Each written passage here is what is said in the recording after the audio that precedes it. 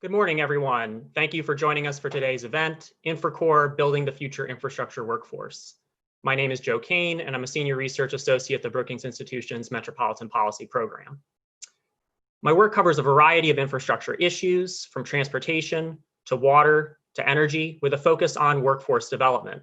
So I'm excited to help lead this timely and important conversation. As we all know, millions of workers have lost their jobs during the pandemic. Lower income workers and workers of color have experienced some of the highest unemployment rates. Meanwhile, younger workers and students don't know where to turn for opportunity. There are mounting struggles to connect workers to any jobs, let alone stable, good-paying careers. As we also know, our country's infrastructure has faced its own struggles for years before the pandemic. It's aging, frequently overlooked, and in need of investment. But I'm not just talking about our pipes, ports, and other facilities. I'm talking about our infrastructure workforce. Many of our skilled operators, engineers, and technicians who keep our water clean, our electricity running, and other essential services online are reaching the end of their careers and frequently lack visibility, resulting in a pipeline of talent that is drying up. This gap in hiring, training, and retention comes as these jobs, many of which are in the skilled trades, offer more competitive pay and the opportunity to develop valuable transferable work experience. A COVID-19 recovery gives us a chance to not only rebuild and renew our infrastructure, but to connect more and different types of workers to skilled trade careers. How do we do that? And how can federal leaders alongside state and local partners accelerate action? I'll be moderating a panel of experts to help answer these questions, and we'll also be hearing from congressional leaders on this infrastructure workforce opportunity. As a reminder, please feel free to ask questions and follow the conversation on Twitter using the hashtag InfraCorps. To start, I'm honored to welcome Senator Tim Kaine from the great Commonwealth of Virginia to provide opening keynote remarks. Senator Kaine, who I can tell viewers does not have any relation to me, has decades of local, state, and federal leadership in this space. Tim grew up working for his father's ironworking shop in Kansas City before starting his public service career by running a technical school in Honduras. His time as a city council member, mayor of Richmond, and governor of Virginia further solidified his leadership on a range of education and economic development issues. More recently, as senator, he has served as co-chair of the Bipartisan Career and Technical Education Caucus and has helped expand access to job training programs for students of all ages. Last year, as a member of the Senate Health, Education, Labor, and Pensions Committee, he introduced the Building U.S. Infrastructure by Leveraging Demands for Skills Act, or BUILDS Act, to prepare workers for jobs in fields like construction, transportation, and energy. Suffice to say, Senator Kaine brings a wealth of knowledge and experience. And again, I'm honored to turn the mic over to him. Senator, the virtual stage is yours. Joe, thank you very much. I'm so happy that I could be with you guys today. And I've thought back about my connection with Brookings over the years. I don't know what I like better, doing an event at Brookings in a suit with people in the audience who I can see face to face, or being able to just roll out of bed and put on a sweater and do a Brookings event from my house. But you guys have done great work. And as I think back, I believe my first appearance at Brookings when I was governor of Virginia, and we were talking about infrastructure, in particular, the innovative use of public-private partnerships that Virginia uses as a component, not the sole element certainly, but as a component of our own infrastructure programs and plans. But it is good to be with you today, and to kick off what I know will be a wonderful discussion. I have two staffers, Karishma Merchant, who is my help committee leader on education and workforce issues, and Evan McWalters, who works with me on transportation and infrastructure issues. They're both on the call, and I know they're going to be fascinated by the discussion as well. I guess what I'll do to kind of organize my opening is to go challenge, good news, challenge. So challenge. Now, I'm sure you're going to talk about this at length, and Joe, you hinted at it already in your opening. We've got huge infrastructure needs in this country. They're well documented. They span a long list of categories, and frankly, the categories of need are increasing. So one that's pretty familiar is the American Society of Civil Engineers, who annually does an infrastructure grade looking at our bridges and highway capital improvement status. They list current needs at north of $800 billion. For bridges alone, that means about 1 in 3 of the nation's 46,000 bridges are structurally deficient. and need repair, if not in the immediate future, in the midterm future. Worsening climate conditions play a role as we suddenly find resilience projects creeping onto so many lists of infrastructure demands. As a member of the Senate Armed Services Committee, we spend more and more on resilience projects to protect our military installations, whether it's from the threat of sea level rise in Hampton Roads or the threat of drought or water shortages in other parts of the country. And we're seeing just incredible needs being put on agencies like the Army Corps of Engineers and others to deal with climate resilience in investments. Energy, a new energy economy, which is a wonderful opportunity for the United States, certainly to create jobs, will nevertheless require significant investments in storage and transmission if we're to really harvest the value of the innovation that can help us drive toward a lower and no carbon energy economy. As we've lived under COVID, we've learned we can do this more. We can have webinars, we can telework, we can get our healthcare visits by telehealth, we can get course content from K-12 schools and colleges online, but that only works if you've got one of these devices that you can afford, but also if you have broadband or other telecom connectivity that enable you to get the content that we increasingly are able to get remotely. And so an item that is now coming on the list as we tote up the likely cost of infrastructure challenges is the increased need to make the investments so that the 30 to 40 million Americans who still don't have good access to telecom, often people in rural communities where there hasn't been an incentive sufficient to create the investment rationale for building out telecom, or poorer communities where people don't have the resources they need to afford these technologies. That is now kind of coming onto the list of critical infrastructure, much as an electric utility or a road would have been considered critical infrastructure 40 or 50 years ago. So the challenge is simply that the list of demands and the price tag for our nation's infrastructure need is getting larger and larger. That's the challenge. Here's the good news. While we should have done an infrastructure bill sometime in the last 4 years, and I always thought that President Trump as a builder would see the virtue in it, and certainly it would be an area where Democrats and Republicans could cooperate. The unwillingness to really grapple with the toughest issue, which is how are we going to pay for it? The projects to do are tough enough, but we can figure that out. We can negotiate it, or we can set up a process for determining projects of regional and national significance that should be invested in. But in an era where the Grover Norquist anti-tax pledge still has some real sway in Congress and with administrations, particularly GOP administrations, what has stopped us is an unwillingness to embrace a pay-for. However, and this is the good news part of what I'm going to tell you, I think the next administration, Democratic or Republican, whether it's a second Trump term or a Joe Biden term, we're going to decide that we need to do finally a sizable infrastructure bill. We need to do it because of the needs that I've outlined in the first part of my comments, that these needs have been accumulating and they're just so obvious.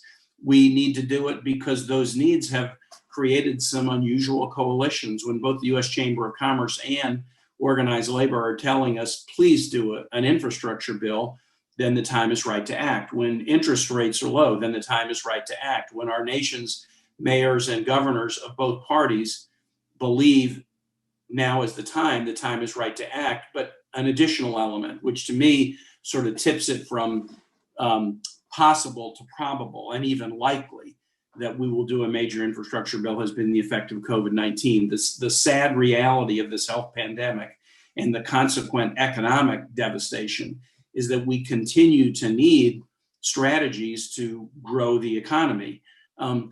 Providing support for families and businesses to get through the tough times, that's important. Support for hospitals, backstopping state and local government budgets, very, very important. But one of the best things we can do if we're going to really climb out of an economic challenge is to do these infrastructure investments, which will not only create immediate economic opportunity, and the job creation effect of infrastructure investments in the near term and long term are dramatic. It can help us grow out of the economic challenge, but also infrastructure investments basically raise your platform for economic success in many instances for 40 or 50 years when you're doing roads and bridges, rail and ports, airports and broadband, possibly some assistance with school construction, energy infrastructure to expand transportation and storage. We hire people now, but then we will live off those investments with an elevated base for economic success for decades. And so the good news part of what I'm going to put on the table now is, for a variety of reasons, but maybe particularly because of the economic challenge that's been visited on us by the coronavirus pandemic, the timing is perfect to use infrastructure, an infrastructure investment to do the good work that it needs to do and put people back to work. Okay, so that's the good news part, challenge and good news. Now let me get to the third challenge, and it's the challenge that you're addressing today. If I'm right that conditions are such that an major infrastructure initiative becomes a likelihood, no matter who is the next president after January, then we got to have the workers to do these jobs. And it's not just automatic. It's not if you pass the bill, they will come. No, we need directed and intentional strategies to build the workforce that's going to be making these investments. As a member of the Health, Education, Labor, and Pension Committee, working together with other colleagues both on and off the committee, and especially with my staffer, Karishma Merchant, we stole an idea from the House a few years ago. They had a career and technical education caucus, and so Rob Portman and I in the Senate created one on our side of the Capitol. We did that because of a knowledge that we were underinvesting in our career and technical education institutions, in financial incentives for students to figure out ways to enter these careers, but also sort of underinvesting culturally in raising the profile of career and technical opportunities and letting everybody know, from guidance counselors to parents to students, that these are fantastic jobs and you should be proud to do them. And we should, as a society, value training in these fields every bit as much as we value a college degree. Joe mentioned I grew up working in my dad's ironworking shop, and then later ran a school in Honduras that taught kids to be carpenters and welders. And all through my career in public life as a mayor, governor, and in the Senate, I have really tried to promote the notion that we have to broaden our definition of what is, in fact, higher education.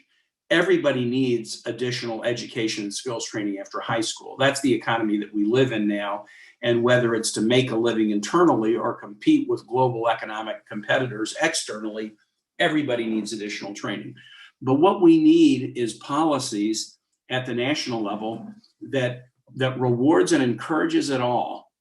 When I came into the Senate and started the Career and Technical Education Caucus, we noticed some things. We noticed, for example, Pell Grants. Pell Grants are designed to assist students from lower moderate income backgrounds to get higher education after high school. To get a Pell Grant, you have to income qualify. That's well known, but also Pell Grants can only be used in certain kinds of programs. One criteria is that the program has to be about 14 weeks in length, which is the length of a traditional college semester. So here's an interesting phenomenon. You're a student, you income qualify for a Pell Grant. You decide that you don't want to pursue your higher education at a community college or college, but what you want to do is take a highly validated and credentialed career and technical program. I'll use my dad's shop as an example in welding, for example. Well, a lot of high quality career and technical ed programs are not 14 weeks in length. They're maybe 8 weeks in length, but think about it. A 14-week long college course is maybe 3 hours a week times 14, 42, maybe somewhere between 45 and 60 hours of classroom time over the course of a semester. A lot of high quality career and technical programs would be 8 hours a day, 5 days a week. Okay, that's 40 times 8, 320 hours. So they're actually more intense in terms of the classroom time than the time that you might spend in a class during a college semester, even to take multiple 3-hour credits. But we don't let you get a Pell Grant for this kind of program. Why not? Because it's not college. We assign it in our minds and in our policy somewhat of a second class status. Second, my oldest son, Nat, has been an infantry commander in the Marine Corps. He just retired from active and went to reserve status. He had the ability, commanding his platoon, to authorize anybody in the platoon to get a military tuition assistance benefit if it would advance their suitability as a Marine. And he could approve up to about $4,500 a year in this tuition assistance benefit if he thought it was going to help somebody be a better Marine. But the money had to go to a community college or college. If he had somebody who was a trained ordnance specialist, which is a metalworking specialist designation primarily within the Army, Marines, well, primarily within the Army and Marines. And if he had somebody who was an ordnance specialist say, hey, Lieutenant, guess what? I can pass the American Welding Society exam if you give me $300. He couldn't do that because that wasn't on a college campus. We have a lot of policies that over time have essentially established career and technical programs as second class, as not higher education. If you graduate from the Newport News Shipbuilding Apprenticeship Program, which is one of the most sophisticated career and technical education programs in the world, the admission rate into it is lower than the admission rate to Harvard. 60% of the people who get admitted already have some college or an entire college degree. The starting salaries are amazing. But if you get into that program and graduate from the traditional program, American statistics that measure what percentage of adults have college degrees do not count the standard graduation diploma from the Newport News Apprenticeship Program as higher education. So you're not counted as having higher education. Again, an example of a cultural insensitivity, that's a nice word, an insensitivity that would not view career and technical education as something worth celebrating and something worth encouraging. That's what the Career and Technical Education Caucus is about. Here's two things that we're doing, and this is where I'm going to close, but two things that I think we have a significant chance of embracing from a policy standpoint, and there's millions of other policies at the local, state, and federal level, but these are two bills that Rob Portman and I have that we're really excited about promoting. The first is called the Builds Act. Joe mentioned the Builds Act, and it's essentially an act to use grant funding to inspire partnerships between institutions, levels of government, private sector to train infrastructure workers, the infrastructure workers that we'll definitely need if we embrace a sizable infrastructure investment package in the coming years. This is something that is bipartisan. Rob and I support it. We've gotten good read from the administration on it. And we feel like we have a path to potentially getting it passed, either as part of an infrastructure bill or as part of the discussions around Workforce Investment Act or the Higher Education Act reauthorization that we'll be working on in the committee. That's the Builds Act, and I would encourage everybody to take a look at it. We've introduced it. We're excited about it. It's bipartisan, but if there are things that need to be added to it to make it even better, we're looking for those ideas, and I suspect we'll get some good ones today. The second bill we have is called the Jobs Act. The Jobs Act has a really simple purpose, which is to basically expand Pell Grants so that Pell Grants can be used by those who income qualify if they want to take high quality career and technical education courses. We want the courses to be appropriately credentialed and validated. We don't want to spend Pell monies on courses that aren't going to help students basically find a path to a satisfying and economically productive career. But there are so many careers in career and technical fields that may not be delivered in the traditional way that a college semester-long course would be delivered, that we want Pell Grants to be available to students who choose that option. And if they are available, we think it will not just be good for students, but parents and guidance counselors at high schools will start to think differently about these careers that are so needed. The Jobs Act is a bill that we've introduced now a couple of Congresses in a row, recognizing that, in the Senate, the way you get things passed is you attach them as a rail car onto something that's moving. And all along, we've hoped that something would be the higher education reauthorization, which is, we're way overdue on it. I thought, because I'm always maybe a little optimistic, overly optimistic, my friend Mark Warner would say, I thought we would do HEA reauthorization maybe in 2018 or 19. No, sadly, it's been delayed. But in a way, I'm now kind of glad we've delayed it, because I think the COVID experience has probably taught us so many new lessons about higher education, including online content and other things, that had we done it a year or two ago, we would have immediately probably been behind in terms of assessing where higher education is going. But the idea of the Jobs Act expanding eligibility for Pell to high quality career and technical education is there with strong bipartisan support. America's community colleges have listed as their top priority, because our community colleges are offering a higher and higher percentage of their curriculum, not in a traditional college semester leading to an associate degree, but with shorter term, more intense skills, credential, and job training programs. So these are a couple of the ideas that we have at the federal level, the Builds Act and the Jobs Act, that we're very excited about. And we feel like we've got vehicles, whether it's infrastructure bills or HEA reauthorization or WIOA authorization, that we can use to get these ideas out there so that we can train the workforce that we're going to need for the infrastructure investment that our nation needs, and that I believe we will tackle imminently in the next administration. I want to thank Joe for inviting me today, and you've got a great panel. Brookings has been focused on this for some time, many different elements of the nation's infrastructure need and how we creatively address it. But even if we figure out what has been the most complicated challenge, which is just having the guts to finance it and pay for it, that's been the most complicated thing. Even if we do that, we won't succeed as we should unless we come up with an effective answer to the challenge that Brookings has on the table today, which is how do we train the nation's workforce to be ready to do this job and raise our platform for success. It's about individual achievement and careers. It's also about our national competitiveness in a very competitive world. Couldn't be a more important topic. And I want to thank Brookings for the chance to be with you to maybe open this off today.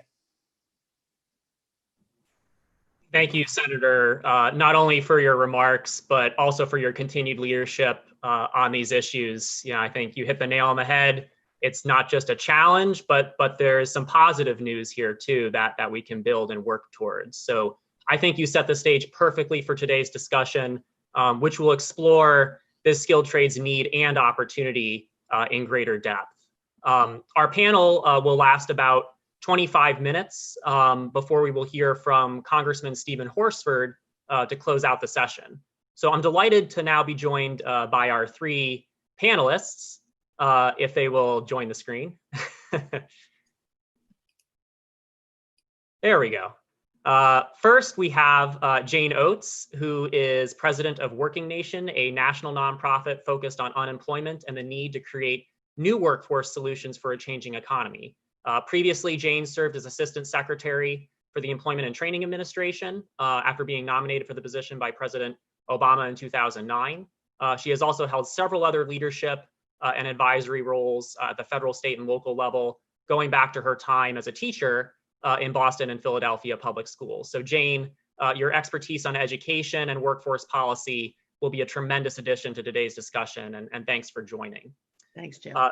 Next, we have Nicole Smith, who is a research professor and chief economist at the Georgetown University Center on Education and the Workforce, where she leads econometric and methodological work.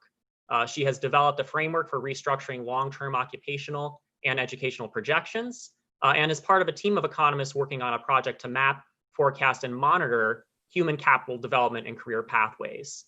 In addition to looking at all types of jobs, she has also examined infrastructure's potential to stimulate economic growth. So Nicole, I think your technical background will be immensely helpful as we look to better define and measure our workforce needs. So thanks for being here.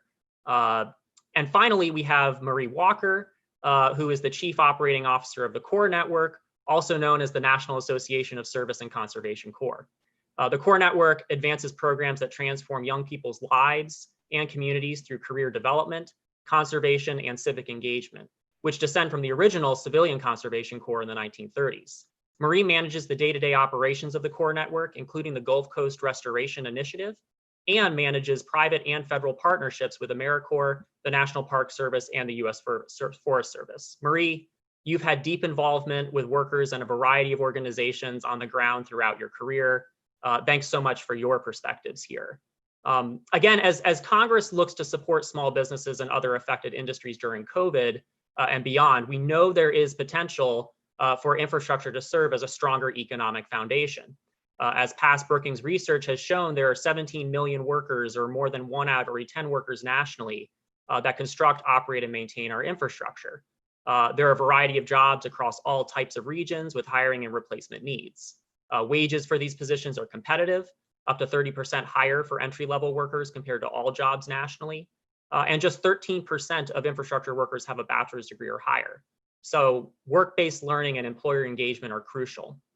To seize this infrastructure workforce opportunity, my colleagues Adi Tomer, Lara Fishbane, and I have proposed a new InfraCorps program as part of a larger stimulus plan you can read on the Brookings website.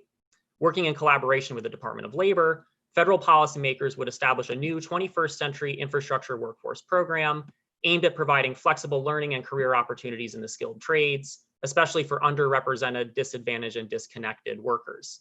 The ultimate scale and reach of this program would vary depending on funding and other details, but it would aim to create a robust national platform in support of future-looking skilled trade careers, including those in the clean economy. So turning to the first question, we know COVID has magnified the need to connect more workers to better paying, accessible career pathways. Jobs in infrastructure and the skilled trades more broadly offer just that. Yet even before COVID, we know there have been struggles to connect prospective workers, especially younger and more diverse workers, to careers in this space. With an InfraCorps effort or any broader federal recovery effort, there is an opportunity to hire, train, and retain more talent. But what is the scale of this opportunity?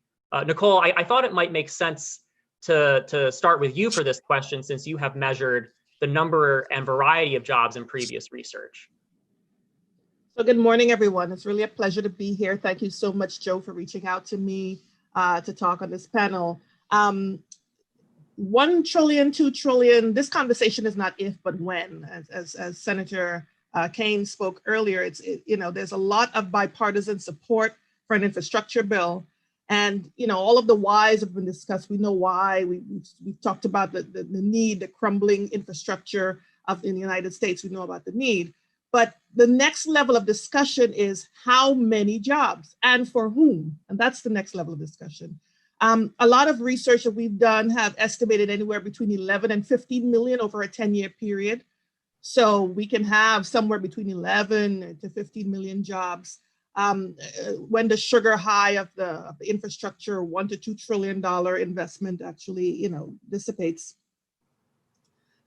There are various studies regarding exactly how many you get. There was a Standard and Poor's study that talked about 29,000 direct jobs created for every 1.3 billion spent, or Department of Transportation spoke about 13,000 jobs for every 1 billion spent. But irrespective of where we stand on how many, we know it's going to be significant.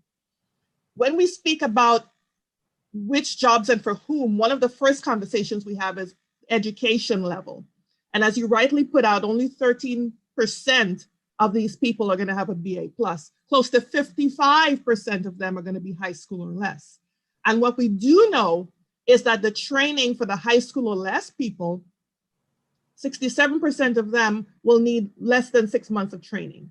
So everyone is going to need training for these new jobs. As Senator Kane pointed out earlier, we have this lifelong learning. That's the new approach to how we do things.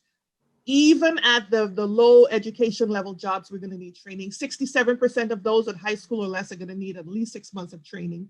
51% of those in middle skills, so people with some college credits or associate's degrees, 51% of them are going to need 1 to 6 months training. And even those with bachelor's degrees and above, about 45% will need more training. So the question is, we really need to talk about Pell eligibility and making sure that we extend that for not for credit courses as well. We did some talk about that, so that's really an important concern. The second level of discussion for whom should also be gender. As we look at the infrastructure jobs, they're traditionally male jobs. 92% of them traditionally are jobs that men would fill. So we have a public relations problem here, and it's not sufficient anymore for us to just put a hard hat on a woman and put her on the front page of a picture and say, okay, more girls are doing these jobs. And we need to make sure that when this policy is enacted, that we spend a lot more time reaching out to training and educating women for some of these jobs as well. And the third level of the whom has to do with race, ethnicity. And here we're no longer dealing with a public relations problem. We're actually dealing with a historical tracking problem. So when we talk about, whether or not these jobs are good jobs, we know they're good jobs. We don't get to overcome all of this historical tracking by just simply saying it's a good job. For a lot of people with an understanding of the history of some of this, when we hear good jobs, we hear good enough. So good enough for whom? So, I'm concerned that traditionally too many of these lower paying high school jobs go disproportionately to Hispanic, Latino, and some of the middle skilled jobs to African American and Black workers. So there's a concern about not only a gender problem, but a race ethnicity problem.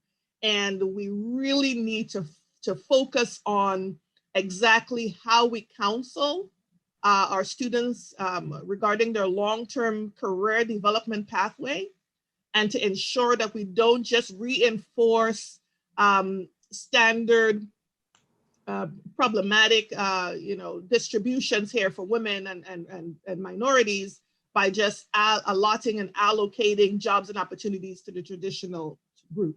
So just to wrap up, I would say, we have to focus on the three groups: the education group, the gender group, race ethnic group, and to make sure that we are extending and thinking outside of the box to learn how we can better make this an equitable distribution when that money is actually spent on American infrastructure. That's very helpful, Nicole. And I think at the very least, right, we're talking millions, right, of positions potentially at play here, and not losing sight of the people, dimension to all of this, of who exactly are we talking about when we think of the need for equity, the need for greater diversity in many of these positions. And, Jane, I know your time at ETA was during the last recession, where I know there were conversations around green jobs and infrastructure and trying to connect more workers just to stable careers. And so obviously these are topics you've been thinking about in many different capacities for quite a while. I'm curious what your sense is in terms of sort of judging the scale of this opportunity. Well, Joe, I think it's such a great moment to really look at what we've done in the past and how we build on that and improve. I mean, in the AAR and the ARRA bill, we really tracked who got the money. We were really good at that, but we really weren't very good at tracking who benefited.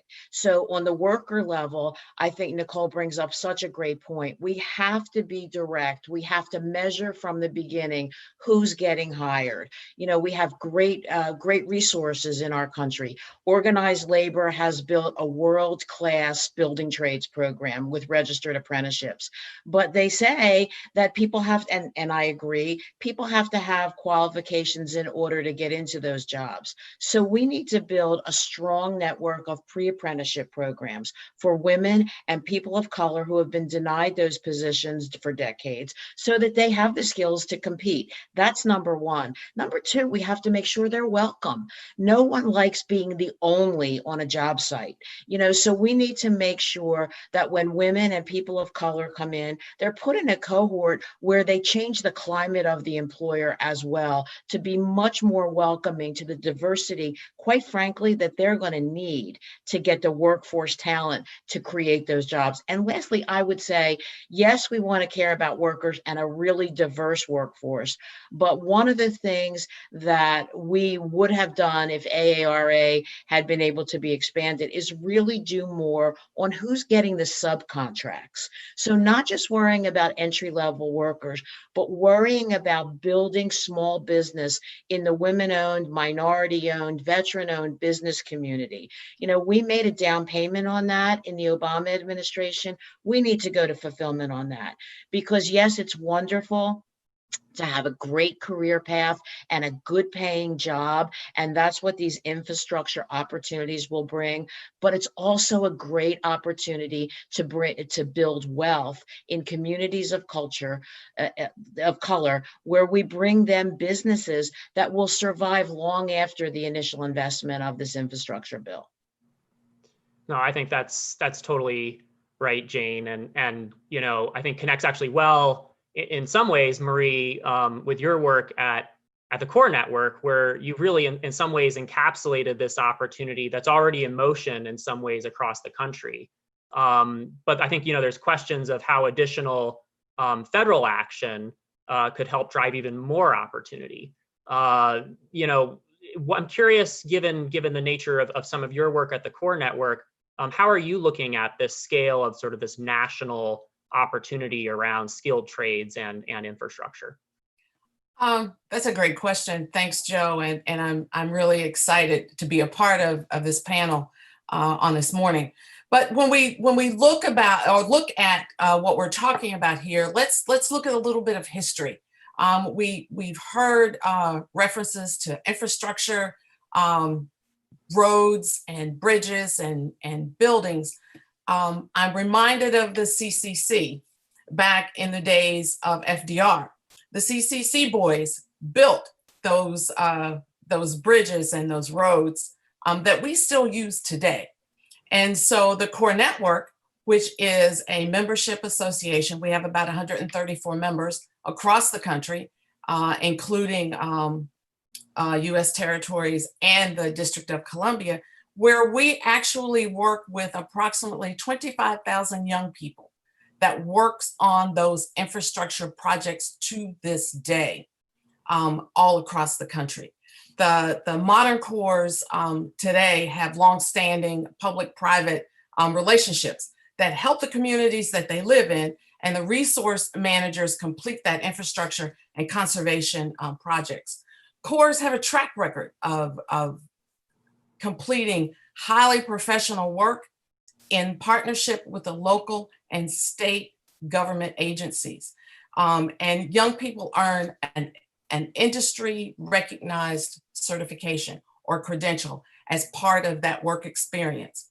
Every year, cores participate and work with and achieve certifications in home energy ratings, hazmat, HAZWOPER, chainsaw certifications, OSHA, 10-hour and 30-hour programs, PV installers. So depending on where the core is, participants could serve a wide range of projects in their communities. Just recently, over the past year, cores have constructed and improved over 13,000 miles of trail, restored 2,300 miles of waterways, improved 7,900 parks and community service spaces, recycled 31.5 million pounds of waste, and restored 1.4 million acres of habitat.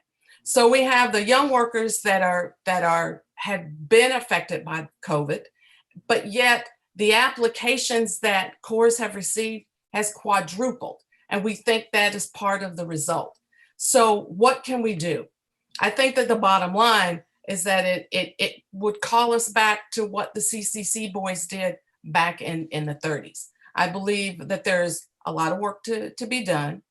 There are a lot of young people who are eager to do the work, and that there are many existing core programs that already work with partnerships, both on the federal, state, and local levels. But there needs to be funding, not just to complete the projects, but to help to provide comprehensive training to those young people and wraparound services that can support them to be successful in these types of programming.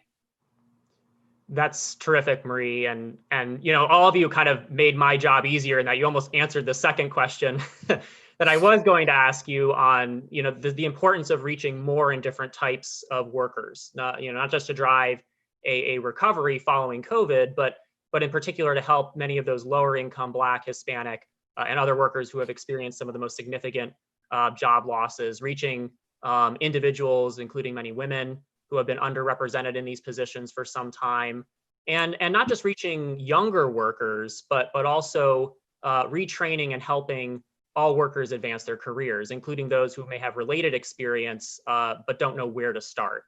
So I think it's one thing to identify the scale of this workforce opportunity and who should be prioritized in a recovery effort, but it's crucial, as you've all touched on, that we ensure any hiring and training efforts are targeted, flexible, and accessible. Work-based learning opportunities, including apprenticeships, pre-apprenticeships, as you've already mentioned, are essential in so many skilled trade careers, as are collaborations with employers, educational institutions, labor groups, and many different community actors. So, what types of training and skills development opportunities are needed? How can a federal infrastructure recovery help the most? Is it, as you were saying, in terms of money? Is it in terms of capacity? Something else? Jane, I kind of am curious to start with you on this one, just because I imagine some of these same questions were kind of coming up following the last recession, as we think of sort of a federal response to what's in many ways a jobs challenge, but also a jobs opportunity. Well, dislocated older workers are really complicated because they're the people who really need the wraparound services. They need to get paid while they're learning. You often have children, and they're often in a hurry. So I think they require a special look. But I also think that we have to remember to measure everything. I think Marie brings up such a great point about the core network, because that's really a pre-apprenticeship type program. You're getting all those employability skills. Plus, when you talk about OSHA certifications and other certifications, that's great. How do we make sure that the older workers are pushed into programs like that, where their training includes real certifications that are recognized by business that can help them get a leg up in the world? And that's been difficult. And again, women, Working Nation just did a survey with Storyline Group, and it was amazing. 31% of the people surveyed had never had anyone talk to them about a career path. And 51% of the people surveyed didn't know where to get training in their local area other than a traditional route. So we really have a lot of work to do to get ready, to make sure people are using great curriculum, whether they're using it for commercial construction or home construction, whether they're using it for travel and logistics, because these things are going to have to be, or we're going to have so many materials being transported. How do we make sure people know those jobs? And how do we make sure people know about jobs that exist in their local community with employers like utility companies, who are going to be such a big part of this as we deal with the grid? It's a big job, but we need to start on it now, long before the bill passes, to educate people about where are the real pathways to get to these jobs when they're available. Right. And Marie, I think, kind of turning to you, that in some ways, as Jane was describing, you were already, the core network is already kind of doing this to some degree across the country. And, that this idea, as we were talking last week, funding for people, not just funding for more projects per se. So I'm curious, what do you see if there's an increased sort of federal role here that would help do your work almost already that you're doing, right? Or is there something else that we're not talking about that would be helpful? Well, like Jane said, it has to be an investment in the people. And I've come up with the term or the slogan, the PPP.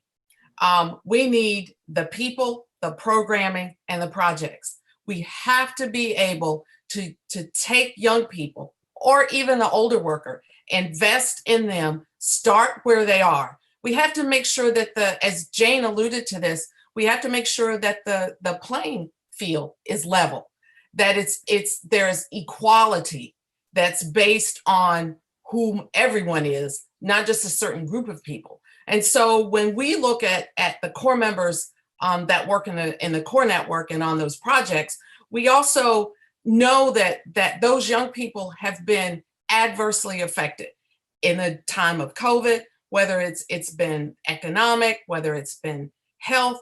All of those issues definitely have an impact on the people doing the work. So we have to make sure that we put that investment into the people. We have to make sure that the programs are structured so that it helps give them the lift up that they need in order to do the project work. It's great to have the programs, it's great to have the projects, but without the people, none of that gets done. Right. And, turning to you, Nicole, it's, there's a demonstrated need, there's a demonstrated opportunity here, there's a need for targeting, right, that's focused on people, but we also have to hold ourselves accountable. We have to assess where we're going, right, measure where we're going. And I know this is something that you have been covering in some of your work, not just in infrastructure, but all types of jobs, right? When we think of sort of where is the workforce going here, the changing nature of skills even, right? We're not dealing with a stationary target. In many ways, there's a moving target here to make sure that we have a workforce that's prepared for the future. How do you see potential sort of federal role in addressing, these people-centered strategies, but ones that also develop sort of changing skills and really creating that durable pathway that so many people are looking for right now? Well, there's one common thread that meanders throughout all of these discussions about where we're headed, and that's technology. So we know that all of these jobs are going to use technology more intensely, whether it is using it as a complement to what you're actually doing, much more so than substituting for these types of jobs. And what we've observed, I guess, from doing the research is that even if we were to look at the apprenticeship programs as currently structured, it's not going to be enough. I mean, the registered apprentices, we probably have a few million of those who are currently here. So we have a scale issue from apprenticeship point of view. We're going to have to enlist the assistance of community colleges in some way, and immediately we have an infrastructure problem because we need to ensure that we can train these groups of people. Even if you were to look at 11 million over 10 years, that's 1.1 million additional persons a year requiring that type of training.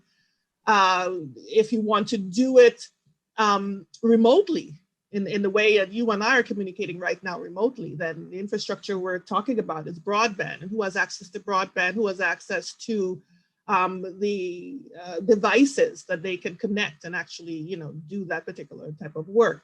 Senator McCain earlier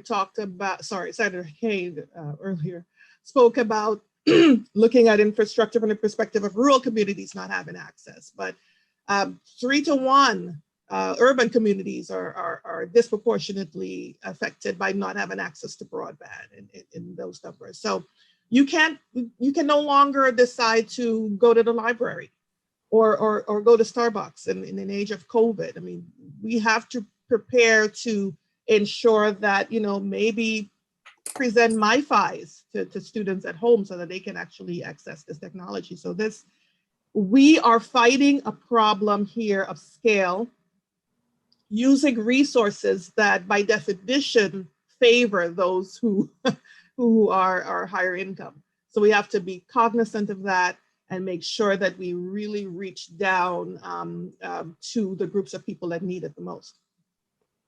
I have, I'm sure speaking for all of you, I have such a long list of questions that we're just barely touching on here. And I know Congressman Horsford is waiting in the next couple of minutes to talk, but I did want to just end on this question, give you all sort of 30 seconds each to react to this. We heard from Senator Kane earlier about some of the federal efforts that are already underway around this. I was describing this InfraCorps sort of idea that my colleagues and I have put forward. There has to be a willingness to experiment, I think, with new solutions, but we also don't want to add bureaucracy or duplicate other existing workforce development efforts that are out there. So, 30 seconds or less, just to kind of wrap up, how would you imagine structuring, the federal programming and investment around this skilled trades effort? Is it, imagine you have a magic wand, which I know we don't, but in your view, what could be done, that we're in this moment right now in COVID? It's a bipartisan priority. What do you think would help the most? Nicole, why don't we just keep going with you, since you were just wrapping up there? If I had a magic wand, I would really make sure that we extended Pell eligibility to non-credit, and to make sure that even people who are doing a few courses that are directly related to getting a job in infrastructure, they have access to the money to do that. Marie. If I had a magic wand, I would invest in the people. We can take monies from a lot of different places and pull them together. We're resilient. We are a group of people, I think, in this country who will push and will move forward. And I think as we begin to do that, we look at what already exists, take the people where they are, push them, give them a level playing field, and move forward. Jane. I agree with everything that Marie and Nicole said. I would add, with my magic wand, I would double down on the really high quality programs that already exist, make sure they're funded to deal with their backlog and their waiting list, like Decor, like Youth Build, like programs that Goodwill's running in digital. All of those, I would make sure they had enough money, and I would leave money for experimentation. And I would, when I experiment, I would really include employers. Employers know what they need. They know exactly the skills they're looking for. And in those kinds of employer-led partnerships, we're going to find really accelerated pathways for these folks to get on the job as quickly as possible. Perfectly summed it up.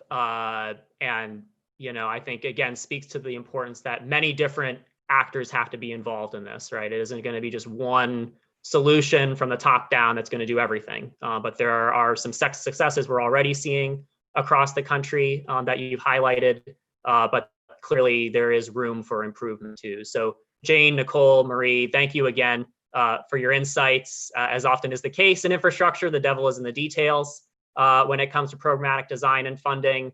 But at a fundamental level, the timing seems opportune for this type of federal effort, and there is a need for more demonstrated federal leadership on these workforce development issues. I look forward to following your work in the months to come. Thanks, Joe. So to close out our event, I'm thrilled to introduce Congressman Stephen Horsford, who serves as the U.S. Representative for Nevada's 4th District. Congressman Horsford has considerable leadership and experience advancing workforce development priorities focused on equity and inclusion. For more than a decade, Congressman Horsford led the Culinary Training Academy, the largest job training program in Nevada, helping thousands of workers find quality careers in the hospitality industry. Congressman Horsford also made history as Nevada's first African-American state Senate majority leader, where he, among other accomplishments, passed the Clean Energy Jobs Initiative and positioned Nevada as a leader in renewable energy. More recently, during his time on Capitol Hill, Congressman Horsford has served on the Ways and Means Committee, Natural Resources Committee, and Budget Committee, further elevating these workforce and economic priorities, including support for a federal infrastructure bill. Our team actually had the opportunity to testify at last year's Budget Committee hearing on America's infrastructure and have had a great dialogue with Congressman Horsford. So we are pleased to have him speak at Brookings, or at least virtually at Brookings, to continue the important conversation about our country's infrastructure, including how we can focus on people, support training partnerships with industries, and advance apprenticeship opportunities. Congressman, thank you again for joining us. Well, thank you, Joseph. It's great to be on and to have the opportunity to join with Senator Kaine and all the other phenomenal panelists for a great conversation and to outline the priorities that all Americans really need around workforce development and training. I want to thank Brookings Institution for inviting me today, and I'm so grateful to partner with Brookings as a leader in recognizing the significance of preparing for our nation's future infrastructure and ensuring that workers are an essential part of that discussion. Today, during the unprecedented circumstances caused by the coronavirus pandemic, our nation faces exacerbated challenges of fostering an evolving and adaptable workforce that meets our unique economic needs. As many of you may know, Nevada's 4th district is very diverse. It's over 52,000 square miles. It represents urban, suburban, as well as 6 rural communities, and it is demographically and geographically diverse. Our state, unfortunately, was one of the hardest hit states economically in the country. In April, we witnessed our unemployment rate skyrocket to just over 30%, the highest rate in modern history. And today, that unemployment still remains among one of the highest in the country. Every corner of Nevada has been economically affected by this pandemic, which is why this event and the discussion that you're having is so critical at this time in helping to shape what the next Congress needs to do to advance these important legislative initiatives. And the rest of our country continues to suffer as well. And we need a strategy that works for every corner of this country. And while we are seeing slight improvements, in September, the Bureau of Labor Statistics reported that 12.6 million Americans are still unemployed. And those are Americans who are struggling to keep a roof over their head, put food on the table, provide for their children who are also displaced, many of them from their education, and who are also at risk of losing health insurance in the middle of a public health crisis. As Joseph indicated, before coming to Congress, I led the Culinary Academy, which is the state's largest, Nevada's largest job training program, for more than 10 years. And I was able to see firsthand what a joint labor management partnership can really do in improving lives, equipping people with the skills that they need, and helping people not only obtain occupational skills, but also complete their GED and high school diplomas, earn their citizenship, buy their first home, and really live out the American dream. And so those are the experiences that I bring with me now as a member of Congress to push my colleagues to keep this at the center of the legislation that we work on.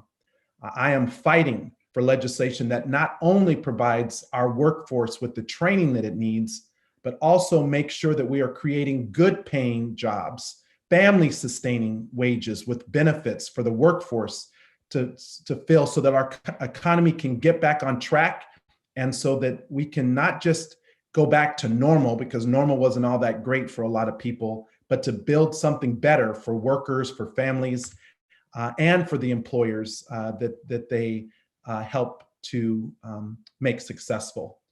We must keep asking ourselves this question: what kind of jobs are we generating, and do they pay enough to live on from a family sustaining standpoint? 53 million workers, 44% of the entire workforce of our country, earn barely enough to live on. That is unacceptable, and that was pre-COVID.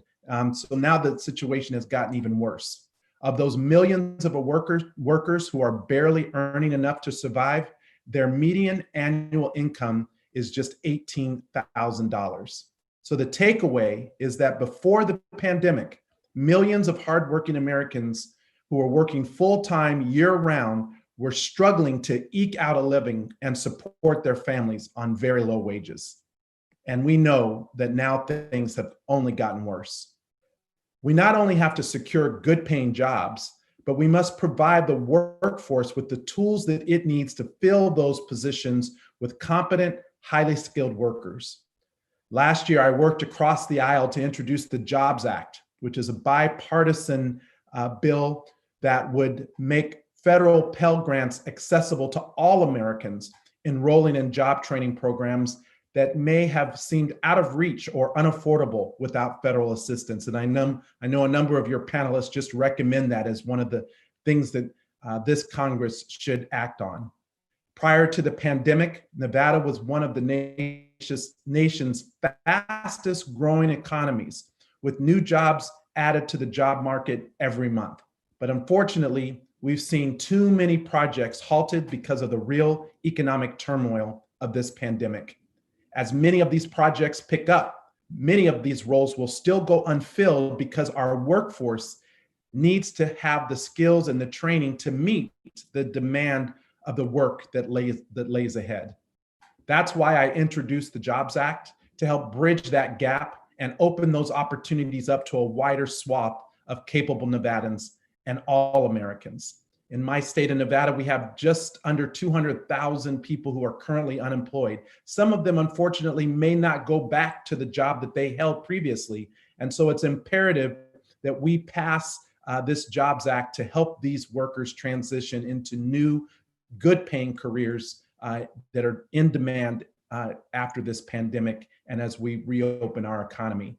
I also introduced the Skill Up Act, another bipartisan bill to assist businesses in growing the number of skilled workers and train our workforce for 24th century opportunities.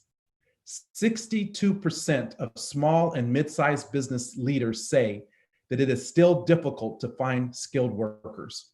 Currently, there is no federal policy designed to adequately support businesses with filling this middle skill job opportunities that are available, and very little policies or programs that empower workers who are ready to take their career to the next level. Currently, the Work Opportunity Tax Credit, which is an important provision that the Ways and Means Committee has worked on, helps businesses hire workers with barriers to employment. That includes veterans, disadvantaged youth, and low-income workers, but does little to offset the cost for employer-provided training, and that is an element that we need to change. So as a result, many employers that offer well-paying but higher-skilled jobs are unable to take full advantage of the program by training workers with low skills to add to the workforce they desperately need. Millions of jobs remain open because workers do not have an opportunity to develop the necessary skills to succeed. That's why, as a member of the Ways and Means Committee, I've worked to provide targeted tax incentives to businesses that invest in work-based learning for workers most in need of training opportunities. We already know that on-the-job learning and credential attainment are successful at improving wages and keeping employees. We've seen the success of the TANF recipients and other workers who can take part in job training or skilled building programs. So the Skill Up Act would make job training programs more accessible to employers by offering an additional tax credit for those employers that hire Work Opportunity Tax Credit eligible employees and invest in those employees with job or skill training programs that lead to higher wages and advancement within the company. So I hope that this piece of legislation, we can help businesses and employees have the support that they need to grow our well-skilled, good-paying job market, and in turn, grow our economy. As you know, this summer, the House voted in favor of H.R. 2, the Moving Forward Act, which I was a proud co-sponsor of. This is a sweeping legislative package investing more than $1.5 trillion to rebuild America's infrastructure while creating millions of good-paying jobs, combating the climate crisis, and addressing all kinds of disparities throughout America. H.R. 2 firmly delivers on creating the infrastructure of the future while creating good-paying jobs and delivering far-reaching, forward-thinking progress for communities across the country. The bill rebuilds our highways, bridges, transit, railways, airports, ports, and harbors, all while protecting American jobs with strong Buy America provisions and labor protections. It invests in our children's future, modernizes our energy infrastructure for a clean energy future. It invests boldly in affordable housing and expands affordable high-speed internet to underserved communities to help close the digital divide, which is especially important in rural communities and counties like the ones I represent. It upgrades hospitals and healthcare infrastructure to increase capacity and strengthen our ability to respond to COVID-19 and the future, any future public health emergencies. It ensures all communities have clean water. And lastly, it promotes investments in our communities by spurring private investment through the tax code, through a revitalized Build America Bonds program, the expansions of the private activity bonds, and significant enhancements to the new market tax credit and the rehabilitation tax credit. HR 2 serves as an important marker to the beginning of the conversation on what we need to see done in any future infrastructure package.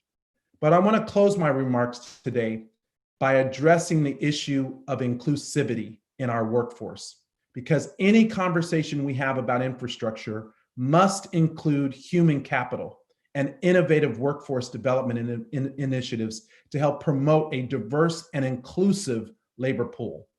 Earlier this year, the Congressional Black Caucus released our 21st Century Infrastructure Principles to help guide Congress on how to build a stronger, more effective nation that works for every American, not just a select few. One of those principles is that we must redefine what infrastructure is. Traditionally, the term infrastructure has been largely understood to include our transportation systems, telecommunications, and public buildings. But we must also include human capital in our definition of infrastructure, because for far too long, we have talked about how to build infrastructure without investing in the skills and education of the very people we trust to build our roads and schools. Another key principle is promoting gender and racial inclusion in infrastructure building. Often, the economic benefit generated by infrastructure construction does not accrue to some of our poorest communities, and the infrastructure workforce traditionally lacks gender and racial diversity. We cannot build the future infrastructure workforce if we are not purposeful about extending such opportunities to those that have traditionally been left out. That includes African Americans, Latino Americans, youth between the ages of 18 to 25 that are not in school and not working, including homeless youth, foster youth, and runaway youth. In addition to being inclusive, we must also focus on developing a skilled and technical trained workforce. So I'm fighting to create a training system that prepares workers for the industries, that gives them the tangible skills and credentials that position them for higher and more critically for advancement. A skilled technical workforce that reflects the diversity of our nation is critical to our continued growth and advancement, and in fact, our recovery after this pandemic. That is why I am laser focused on developing an infrastructure workforce plan that will focus on training for good paying, middle skilled jobs, closing the racial equity gaps within workforce training, and doing it in such a way that ensures that those opportunities are available to everyone. And making sure that we develop our youth to be ready for this job market, because 1/3 to 1/2 of workers in transportation, water, and electrical utilities are currently over the age of 55. So we must be ready to replace those workers as they retire. In closing, I am so looking forward to continuing to work with all of you on these important issues of workforce and creating opportunities for all Americans. And I strongly support the work of the Brookings Institution and the conversation and the work ahead. Thank you for having me here today. I hope to be back soon. Please stay well, stay healthy, and most importantly, get out and vote. Thank you, Congressman. Greatly appreciate all those thoughts, especially your closing thoughts, and your continued commitment to focusing on these issues. Clearly, many pieces of legislation focused here, but also just a recognition that the normal that we even had before COVID was just not good enough. And so how do we focus on people, and particularly those most disadvantaged individuals, to connecting with these opportunities? So thank you for joining us. I also wanted to extend my thanks again to Senator Kaine and our panelists, and to all our viewers. Thank you for joining us. It's been a packed hour, but you can tell all the energy and interest around this topic, not just in an InfraCorps, as we've described, but the combination of infrastructure and workforce development more broadly, and how it continues to grab attention. I'm excited to not simply see where this conversation goes, but where there could be potential action. I hope you have a good rest of your week. Thanks for watching. Be sure to like and subscribe for more videos from Brookings.